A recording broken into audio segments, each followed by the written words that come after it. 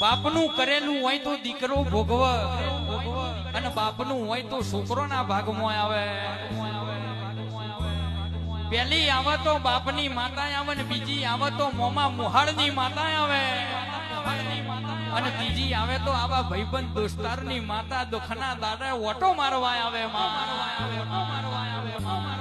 લોહીનું હગું ના હોય પણ જગતમાં દુનિયામાં તમને કોઈએ તમારા ના ગણ્યા હોય અને એ દાડા હું મેલડી તમને મારા ના કરું તો મને જનકબાની કરેલી માળાની મારી મેલડી નહીં કહેવાય.